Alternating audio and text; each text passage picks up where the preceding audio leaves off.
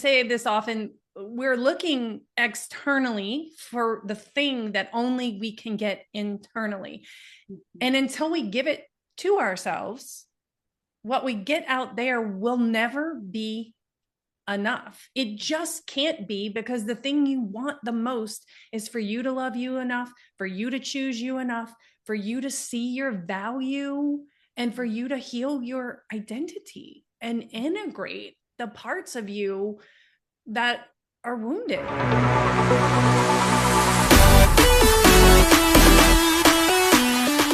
Welcome back to another episode of Rewiring Health. So honored to have Marie Cruz on the podcast today. So thank you so much for being here today.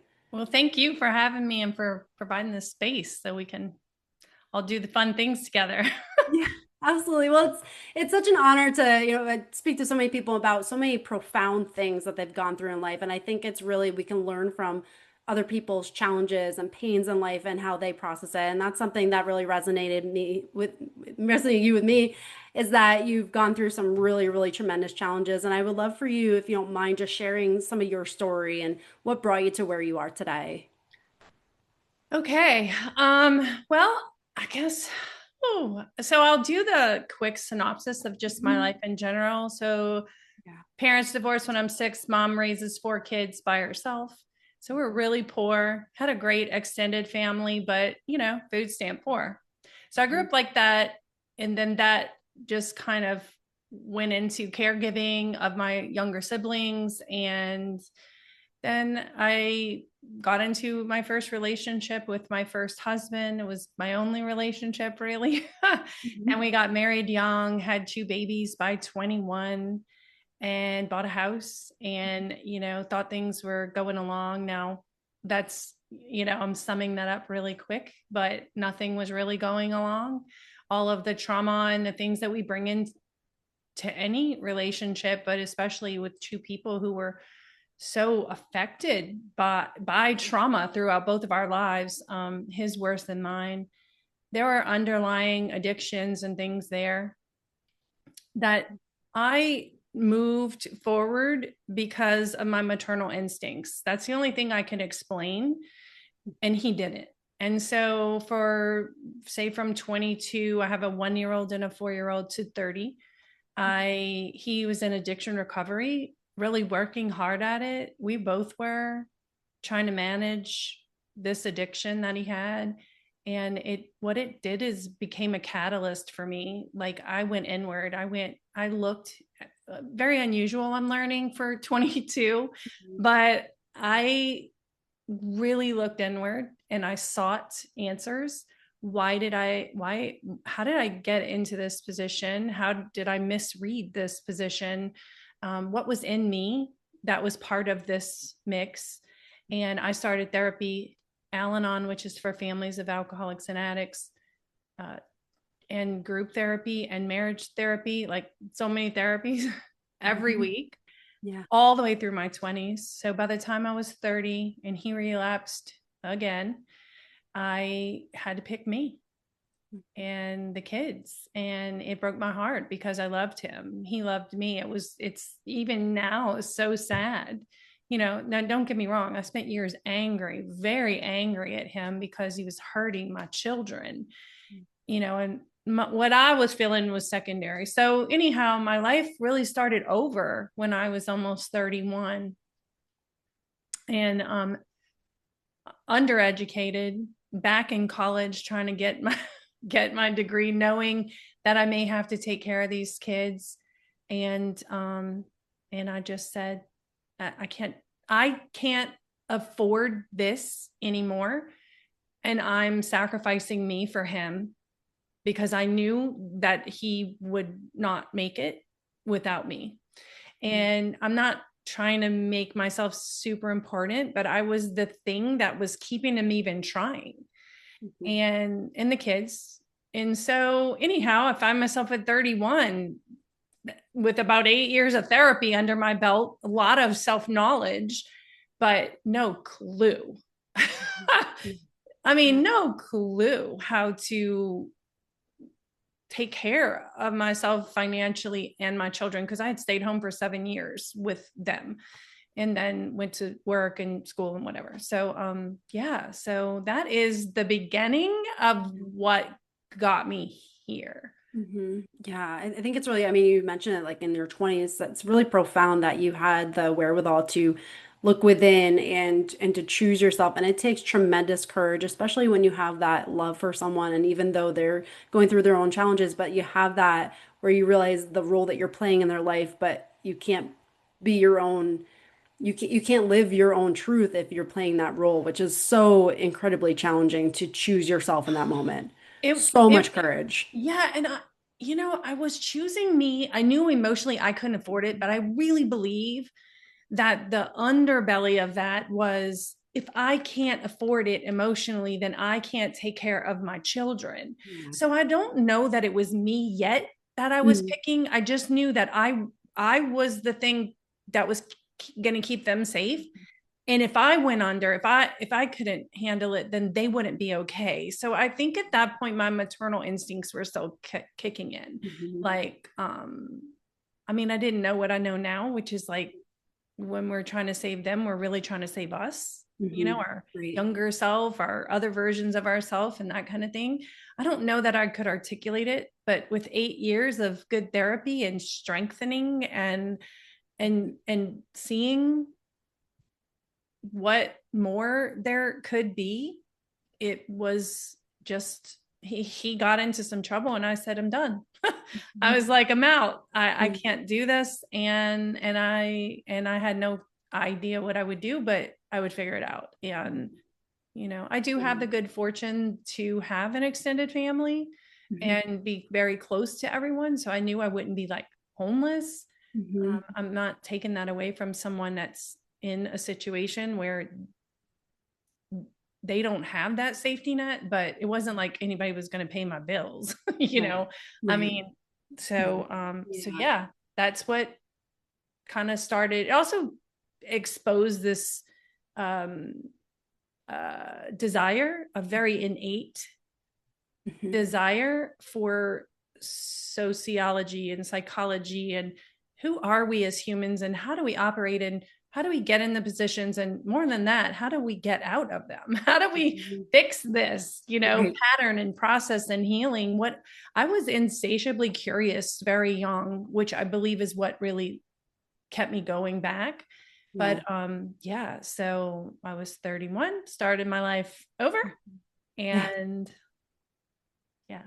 Yeah. Thank you so much for sharing, first of all, because that, I mean, it takes a lot of courage to like really just first of all live it, but then to be able to share that for other people to maybe see themselves in your story. So that takes a Sure. tremendous amount of courage. And in those moments, so much of what can keep us in situations that are not great are like the fantasies that we create of like they'll get better or things will change or it'll turn into this thing that we want it to be. Can you share your experience with the fantasy versus that acceptance maybe of getting to a point of like accepting it for what it is? Uh, so I think at first it was just survival, right? I just need out because I can't go through this again. And Mhm. I now understand that I was literally living in active trauma. Mhm. I mean, it was just lies and big time drugs, not like a little bit, like big ones. And I wrote a novel, and in my novel, I talk about like being called by these people he had sold his car to, that they were going to come to my house. I'm like, these Mhm. things really happened. And I was just rolling with the punches because I had, we were latchkey kids, grew up in Mhm. the 80s and the Mhm. 70s and 80s. And my mom was single and exhausted. And so I just did what you do. Well, what I thought everyone Mhm. does. But I understand how not that's not always the case. So I think the fantasy was at first that I could fix him. The reality is no one could fix him but him, Mhm. which literally extrapolates to life. Mhm. Yeah, And I, absolutely. I, I say this often, we're looking externally for the thing that only we can get internally. Mhm. And until we give it to ourselves, what we get out there will never be enough. It just can't be, because the thing you want the most is for you to love you enough, for you to choose you enough, for you to see your value, and for you to heal your identity and integrate the parts of you that are wounded, you know? And so the reality was nobody could save him. He almost saved himself many times, but his own self-worth and value wasn't enough. And I literally, if love would have saved him, he would have made it. And he didn't. And so that, yeah, the fantasy. So what's interesting is I because of that therapy, I had grieved, I had worked through this marriage, I had done the work while I was in the marriage. I had died a very slow death of this marriage in the marriage. So by the time I get out of it, I'm like moving on. And you see repeated patterns because people don't do that work within the marriage usually, especially in the amount of trauma I was living in, but miraculously I did. So I met my now husband, my second and only other long-term relationship, about 7 months after we split up.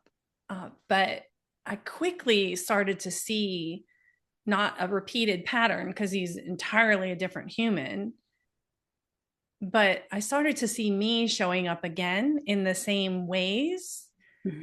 And it scared me a lot because I understood differently. I wasn't with another man who was chaotic like me. He was very like healthy, emotionally healthy. And I knew like he's not going to tolerate this chaos that's going on in my head 24/7. And so I worked probably harder at that point, because now I had something else that could potentially be the exact thing that I had always wanted. So I got to work and I stayed at it for the next however many years, until now, but like really uncovering. And now, because I was not in the trauma anymore, I could actually heal. I wasn't surviving. I began to thrive, or to move in that direction. And that's the piece that I would say to someone who's stuck in something. You literally cannot heal when you're in it. When it's still going on around you, you can survive, and most people do, but you can't thrive. You can't get that next level of what you're really wanting within it. And I'm not suggesting anything to anybody. Everybody's timing, even at the retreats I run, we identify a pattern and I say, listen, you may need to go around this mountain for a while longer until the pain of staying the same gets greater than the pain of change. And we don't know what that time frame is. Like, I'm sure people watched me for 8 years going, what the living shit is she doing? What is she doing? Like, why would you stay in this scenario? And you just do until you don't. I think it's such an important point to make, because you can see all the healing people say, oh, I do this and this, but like if you're in the thick of it, sometimes you don't even realize you're in survival mode because it's become so familiar to you. That's your norm. That's all you know. So you may not even realize that you don't have the capacity or the ability right then and there to make these big shifts, and to just allow yourself to give yourself some compassion in those moments of you're going through some real things right now. And it's so hard. I mean, when this started, I had a 1 and a 4-year-old, almost 4-year-old. When I finally got out, my younger one was 9 and my daughter was 12.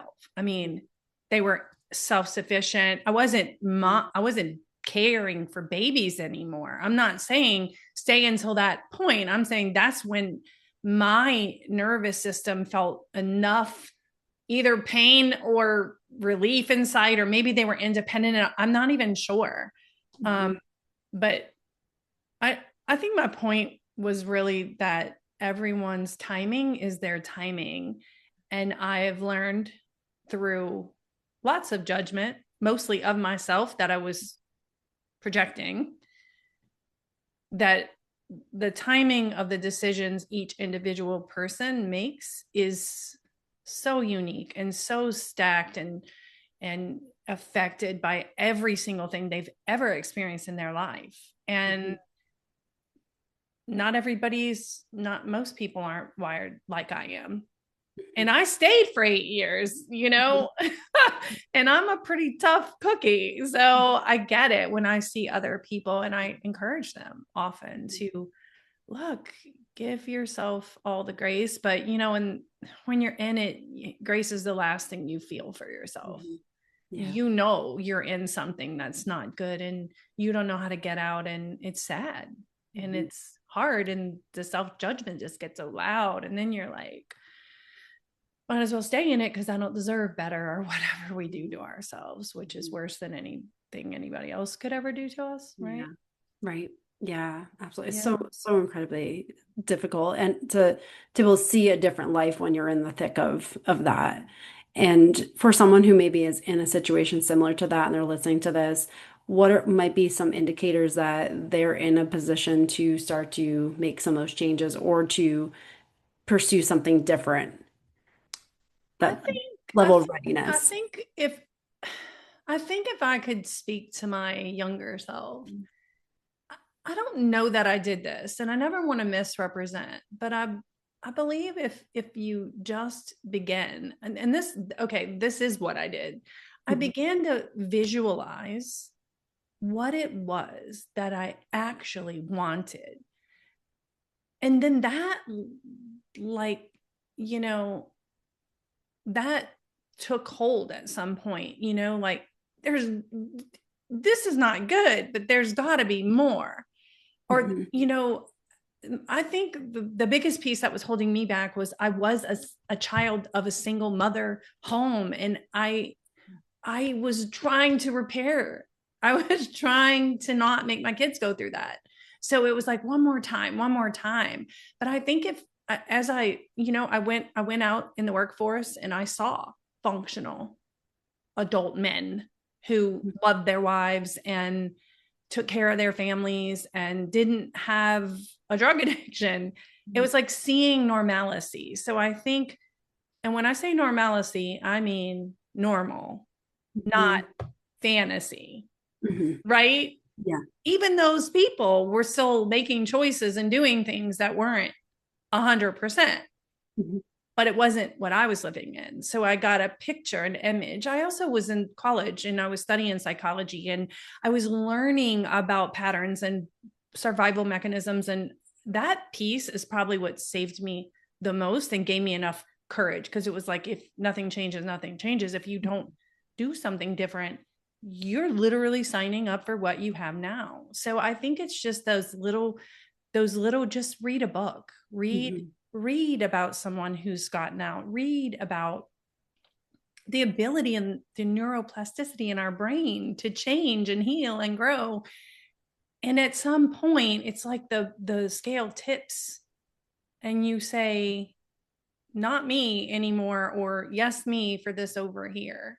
Mhm. And yeah. So Yeah. another quote that I really love is, pain pushes until vision pulls. I love that. And the pain of what I was in was drowning me.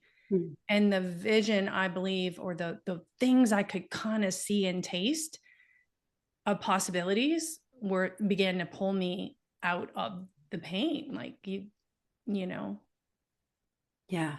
you're Yeah. worth it. There's so much power when we shift our identity of like who we are and what we believe we are worthy of. And can you give a contrast of who did you identify as when you were in the thick of it versus who do you identify as now?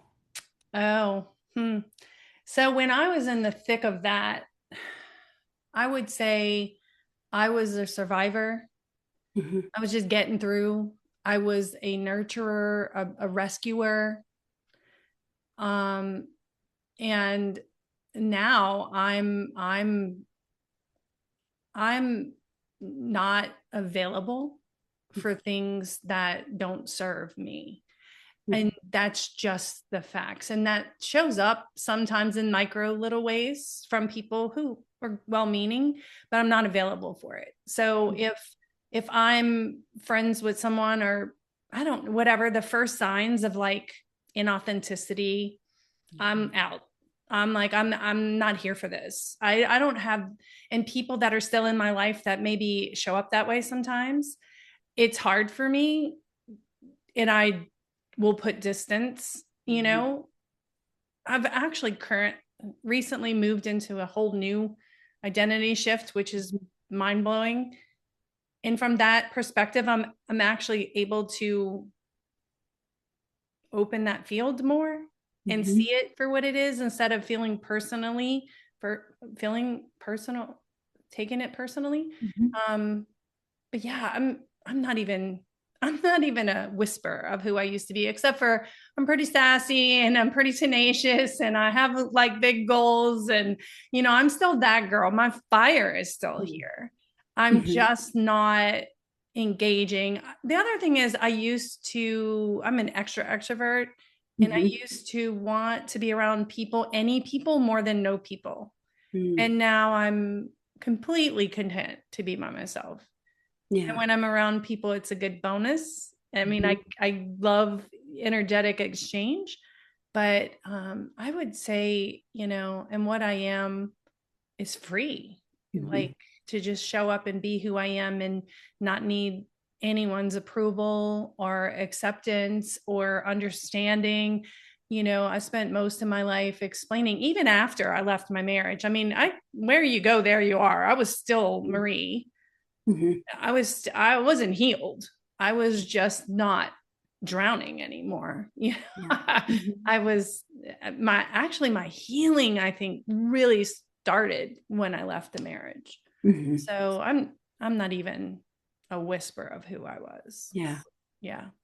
Yeah. It's amazing to look back on that past version and be like grateful for that person who overcame so many things, but to release the things that no longer serve you and to be in this position today and to see like that evolution in yourself. It's pretty incredible. And you can like it's one of those things like to celebrate like those kudos of like, wow, look how far you've come in through all that. Yes, actually, that's what brought on this newer shift that I've had, is going back, going back in there, not in a therapeutic model sense, but witnessing who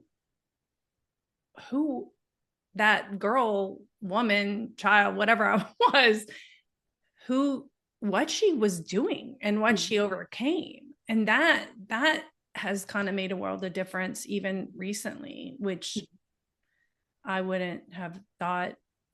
It made me think the other day, if I could be in this new realizations now, new emotional dynamics now, how much, like, you know, you always think like, I get it now.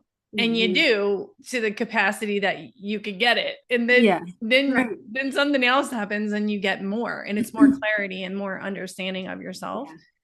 But the thing that I say all the time is, if you just don't quit, you'll move the needle, and you'll move the needle, and you'll move the needle. And in 1 year, you won't be who you were a year ago. And then that just, you know, then the next moving the needle isn't as hard as the first year, right? Because you don't go into the second year the same person with the same wounds. There's like a layer of healing on those, identity shifting, and then it gets easier. I have experienced but I think sometimes people get comfortable. They leave a marriage and they don't do the work, and then they get the same person for 10 more years, and because they think, well, that was the problem, he was the problem. You know, I left the alcoholic or the addict and now I'm good. And I just instinctively knew that was not true. You attract more of what you are. Well, and I've watched people repeat the same pattern multiple times. And because of the work I did in my 20s, when I started dating again, it was like the red flags were blaring. it was like fun for a minute. And I was like, yeah, no. Yeah. Okay, my whole energy field was drawn to that kind of person, but I was aware. And because I was aware, I didn't repeat the pattern. Yeah. Like, and when I say I didn't repeat the pattern, I didn't repeat the pattern. Right. like Yeah. like in the most profound ways. And sometimes it makes me pissed because people are like, you just got lucky. I'm like, no, I did not. I worked my ass off in my 20s. I understood what I was doing when I dated again. I understood energy, and I did not get lucky. I chose. Right. Matter of fact, my new husband, we've been together for 21 years. When I first met him, energetically, it was like a match. But my mind was like, I don't know if he's exciting enough, because I'm like, was adrenaline fueled. Yeah. And I was, yeah. So yeah. Yeah. It's like you go back to the patterns that are most familiar, even though if they don't serve you. It's Well, like, so the body keeps the score. right, exactly. Body It likes that wanted the familiar. adrenaline and the excitement, but Right. my nervous system recognized Yeah. what I really wanted. It Hmm. was interesting. And he's like, so much fun, but it was in a stable fun. Yeah. It wasn't in a crazy fun. And I Right. was used to chaos from birth to 31. Like I Mhm. lived in Right. chaos. And he did not live in chaos. He Yeah. lived in a ton of fun. We had so much fun, but it was in stable fun. It was in, if I say I'm going to be there, I'm there. Yeah. If I was mind blowing. I was like, I spent a long time wondering what's he doing with me? I'm so crazy. And he wasn't. And I understand all that much more clearly now.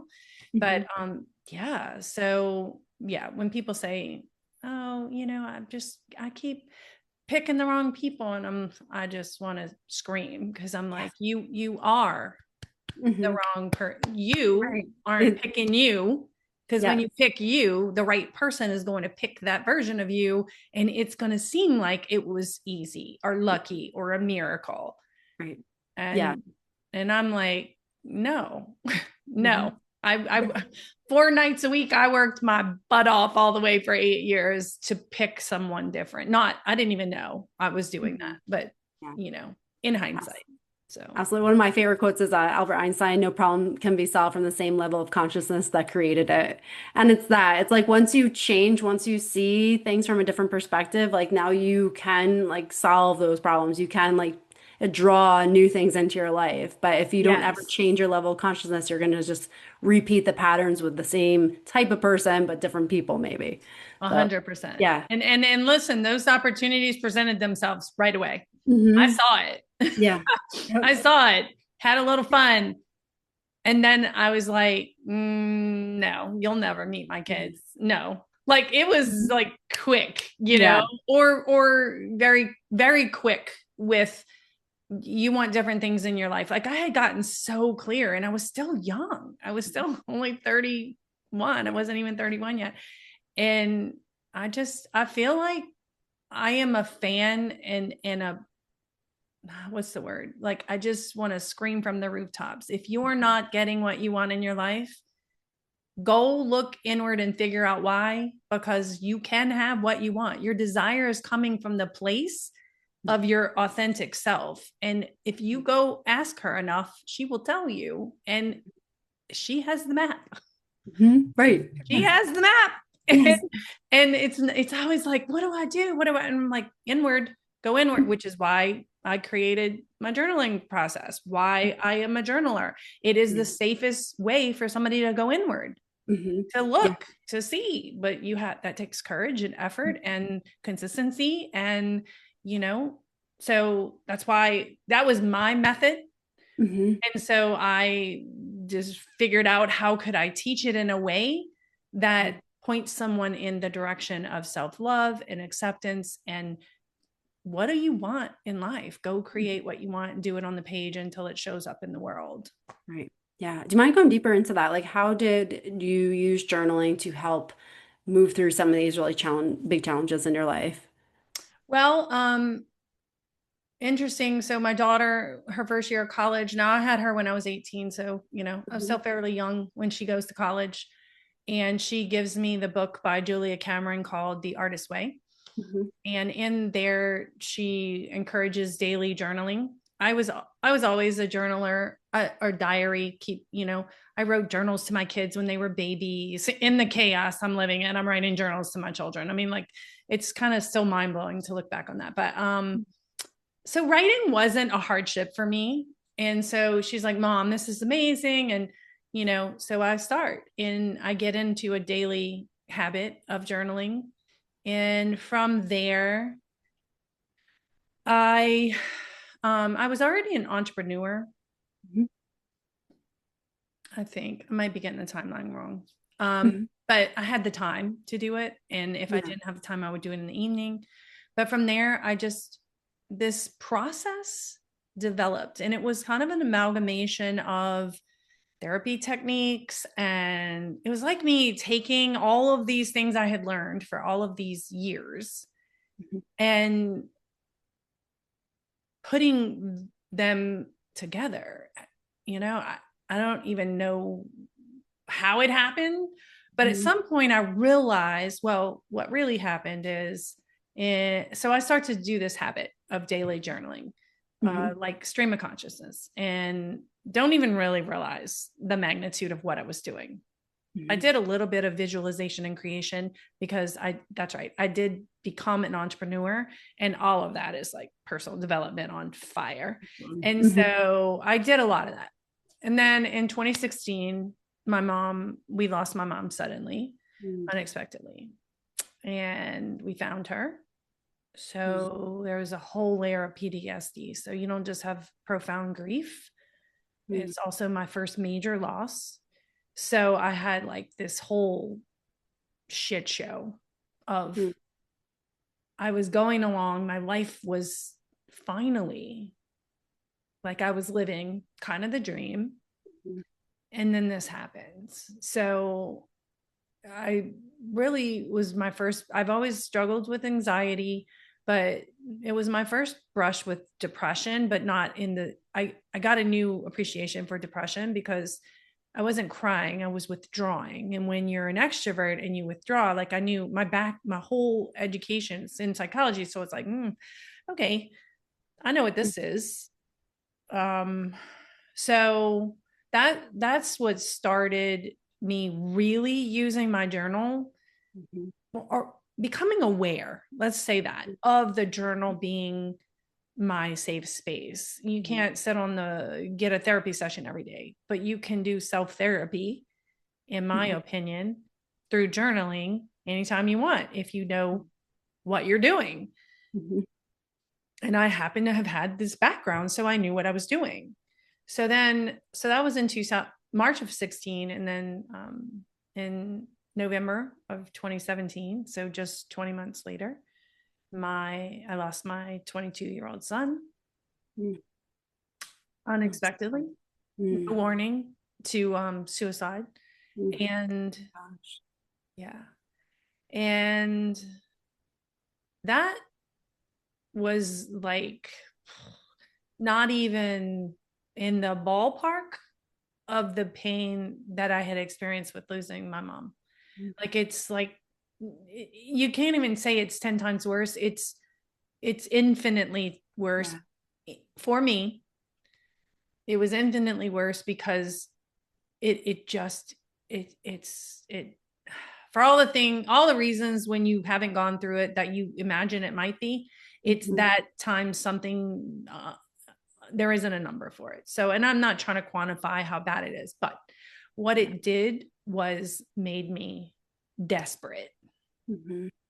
in a Yeah. way that nothing besides leaving that first marriage had made me. Mm. Meaning, and not in the same way, but I was Yeah. desperate enough and in enough pain then to make a change. Mhm. And losing my son Quentin made me desperate. It made me desperate to answer the questions, to figure out more, like my expanse, my ability to conceive, was, the afterlife or whatever was religion based. Mhm. And it just wasn't big enough. It Yeah. wasn't enough. And so it made me desperate. And And then it took me a while to write because I was so familiar with journaling that I knew I would meet myself on the paper, and I didn't really want to meet her. Mhm. I Mhm. didn't I didn't want to see it. I was living it. It's, barely functioning, but I didn't want to see it. However, I remembered at some point that my journaling had become uh what this interesting phenomenon that had happened in my journals, which was I could journal, I could do my first part, and then I would get this almost message back. Mhm. And at first, I didn't tell anybody for a very long time because I thought, they're going to think I'm nuts. I think God's talking to me. Mhm. Maybe it's Yeah. my higher self. I'm not sure, but I'm getting something. Mhm. And because of that, I had been practicing for several years. Because of that, which then became normal, Mhm. I knew that, or I thought that, or I hoped that I would be able to hear from my son. And then I began to journal and could hear from him. Now, to be fair, he was already talking to me, Mhm. also, of which I had no frame reference. Like, I didn't believe in talking. I never wanted to hear from my mom. I never wanted to hear from my grandfather. You know what I'm saying? Like, Mhm. my religious background had made me afraid of that Yeah. because of what they had labeled it. But Mhm. also, I just didn't have a real true need to dabble in what happens in the after. Like, what happens to us when we cross over? Like, I didn't know. I didn't have a framework. So he'd already started talking to me, and I didn't tell anyone because I thought this is what you see in the movies, and you read about this, and then they lock you up because you lost a child and now you're crazy. And but the things that he was telling me, I went and made up. So I knew it was him. So it Mhm. was evidentially obvious, like to me. And I Mhm. was didn't tell anybody because I was like, they may take it away from me. They may prove that I'm crazy. And besides being locked up, then it wasn't him. And I was desperate, Mhm. really desperate. So I did. I began to journal and hear from him.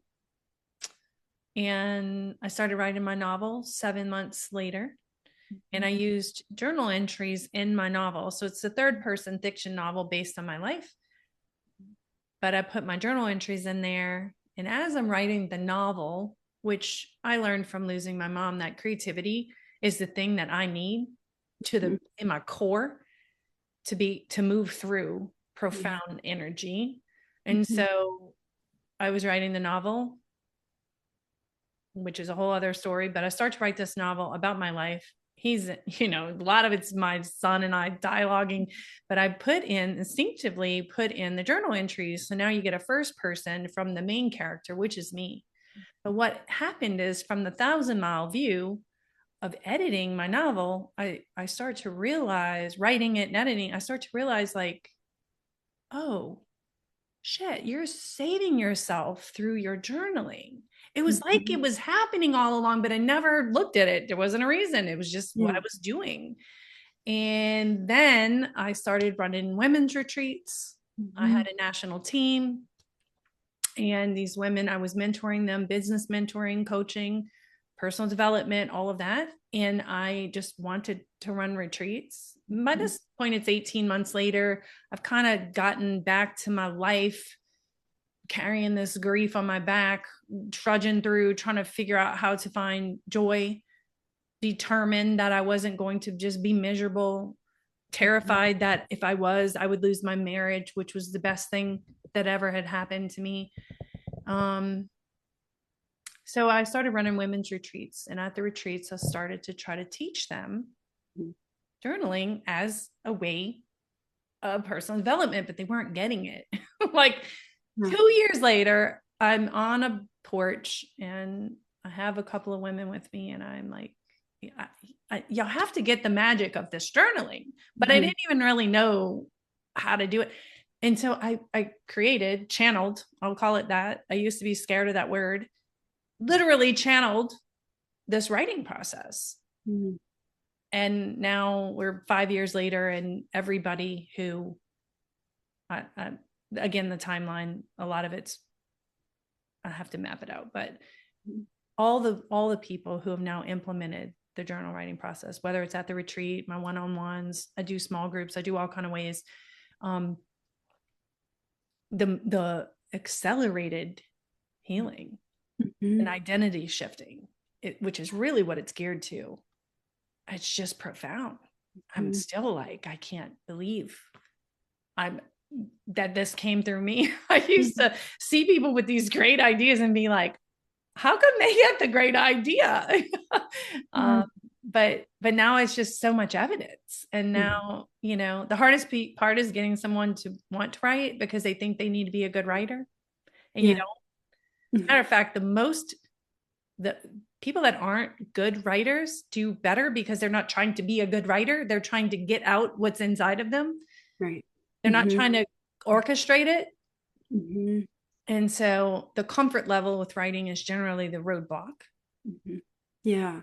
Yeah. I'm so sorry for your loss. I appreciate you sharing your journey and the tremendous grief that lives with you every day. I know my brother passed away 2 years ago, and it's like I know that grief does not, it's there no matter what. Whether you have a smile on your face, there's a weight of grief no matter what you experience. So I appreciate you sharing your journey with that. And I think it's just completely tremendous that you took the pain and turned it into purpose. And my lead talks about, when you feel helpless, get helpful. And to be able to help I've never other heard that.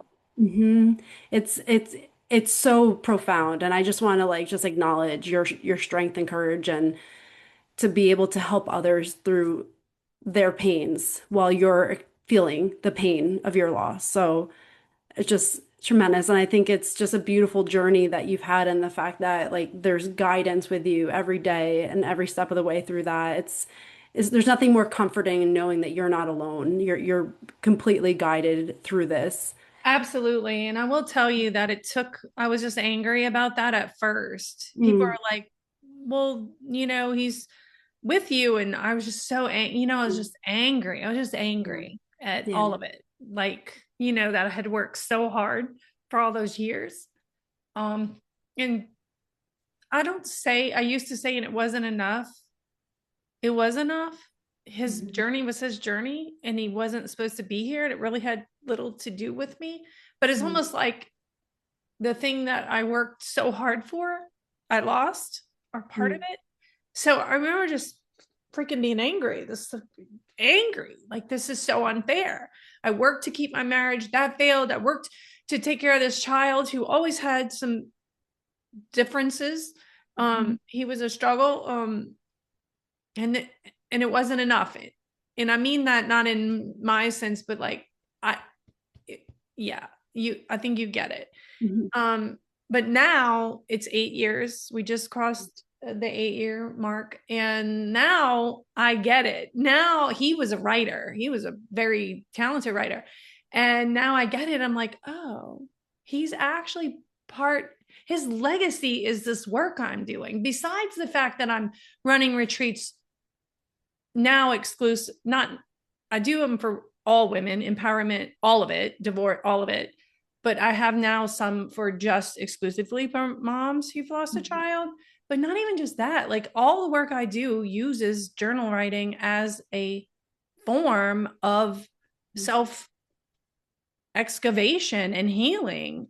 And so then his legacy is in the very work that I'm doing, which is, now that feels good. Now it feels like, okay. And I remember in the beginning, people would say, or I'd read about somebody else and they, had made a bench for their kid or something. And I was so pissed off. I was like, no, he's not getting a damn bench. He should have stuck around and got his own bench. That's kind of how I told you I was a little spicy.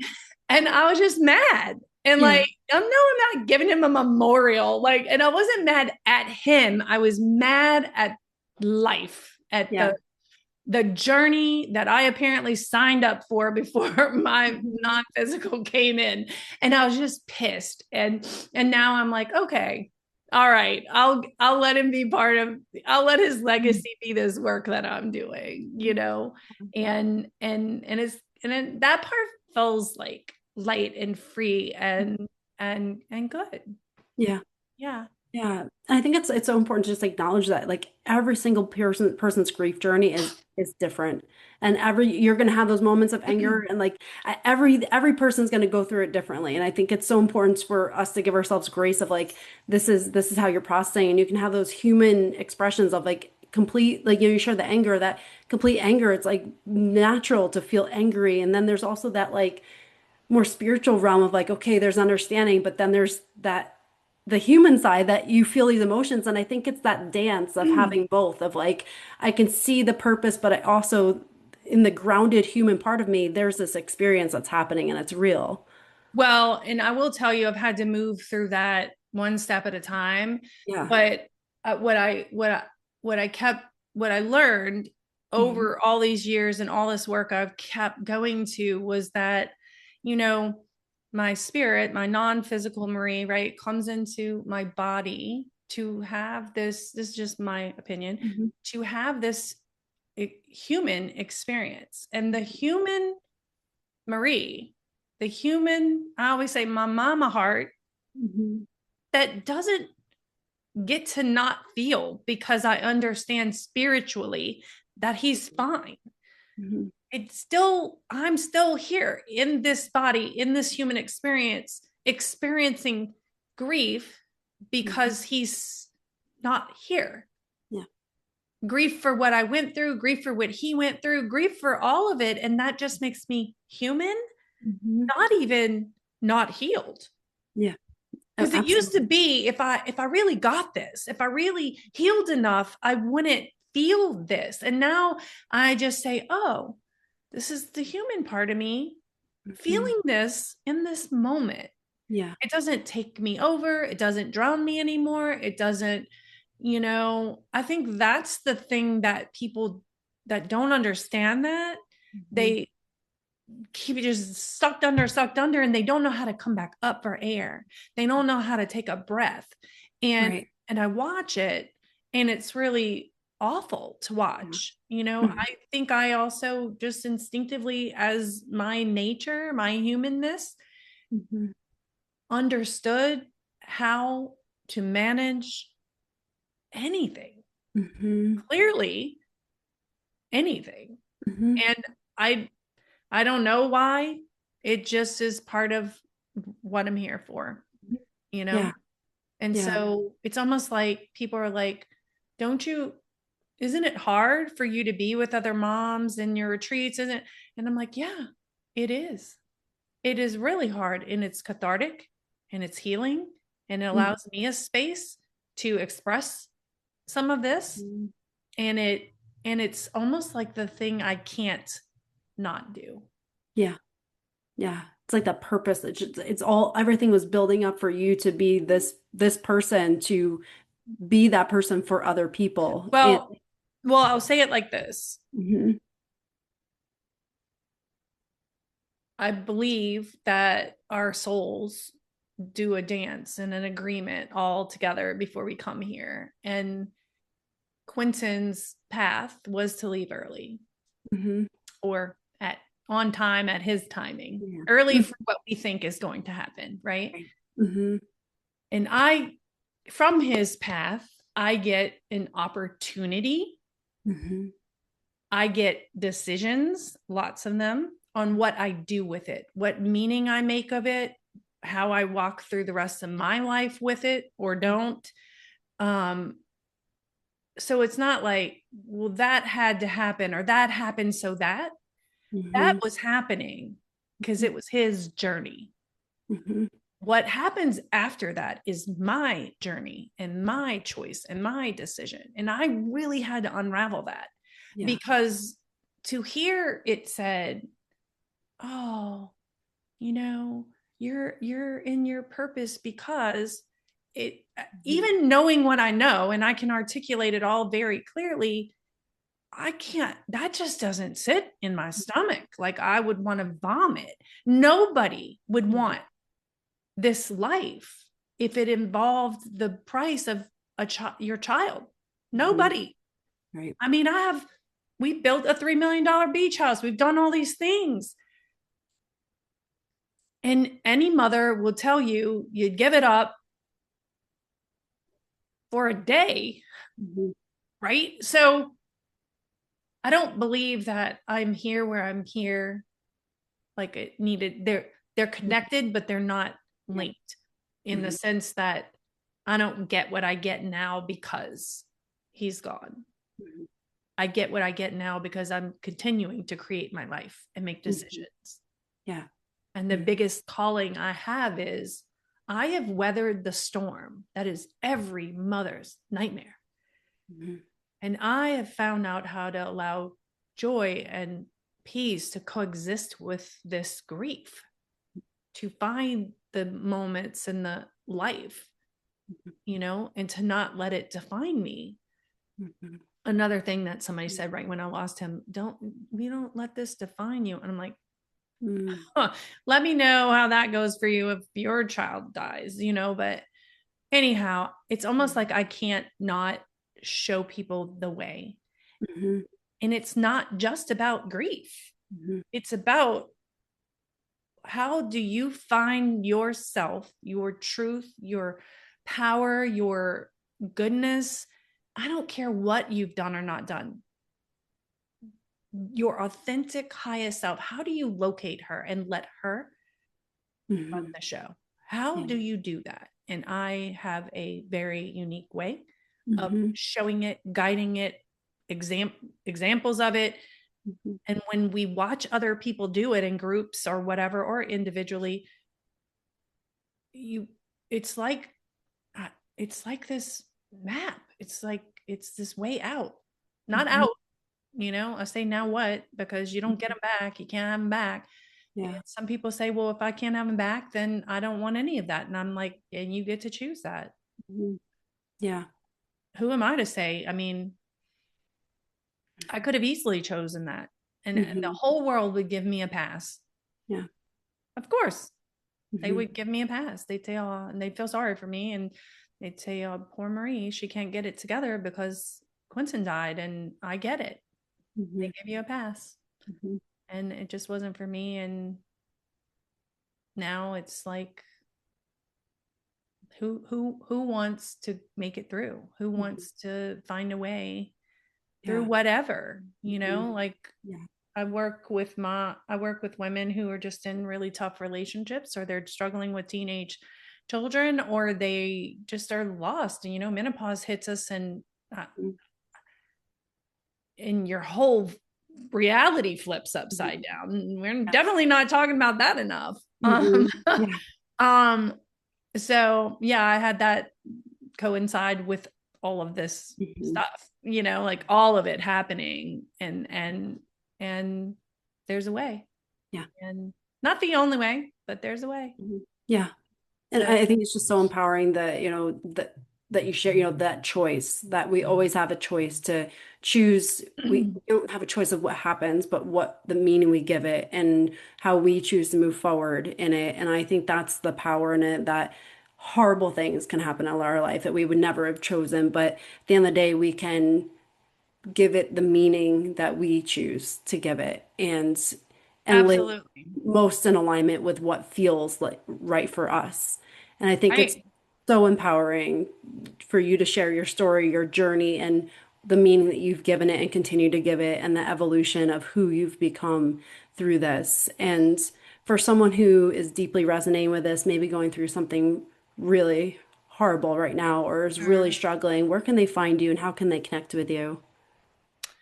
So my website is the easiest place, which I'm sure you'll have in the notes, but spelling Marie Crews, CREWS.com. There's a place on there you can sign up for. I did a workshop, it's called a Journal Jumpstart. And it's not my full program, but it's like, how do you start? How do you break the barrier of this uncomfortable thing? you know, Yeah. and it's a workshop, so you can get that for free if you just put your email in. There's also on my website a consultation. You can do a request a free consultation. And if you're interested in a retreat, there's a retreat tab. Everything's on my website. And then also my socials are all on there as well. But Mhm. Facebook is my main platform. I'm doing a lot more on TikTok these days, but I Mhm. share a lot of my journey, like Mhm. so Yeah. much of it. I'm an open book. Yeah. So yeah, those things I've gotten a lot of feedback of just Mhm. how valuable, you Yeah. know. Mhm. But then I also work high intense, sessions, packages and things like that with Mhm. people who sometimes they're like, I don't want to go sit with a bunch of other people, although I believe that's the most healing you're going to get. Mhm. They don't want to, and so they'll just work with me one on one, Yeah. or in a small group on Zoom. But I'm pretty available, and I work with people if they're willing to. I'll keep giving them information, even if they can't afford anything else. You know, trying to Yeah. point them in the right directions. I'm building some other things. I'm about to start my second book. I'm Mhm. gonna Oh, start it's writing exciting. another book. Yeah, I'm gonna really lay out what happened that day, Mm. and what has happened since. Like Mhm. my whole spiritual, emotional journey and evolution, and yeah. Yeah.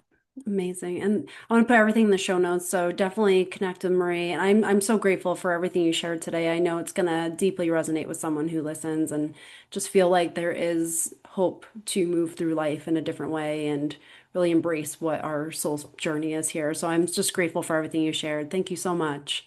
Well, again, I just want to thank you for having me and giving me a voice, Mhm. because I believe there's like so much value in so many avenues, right? And without the platforms and the voice for it, Mhm.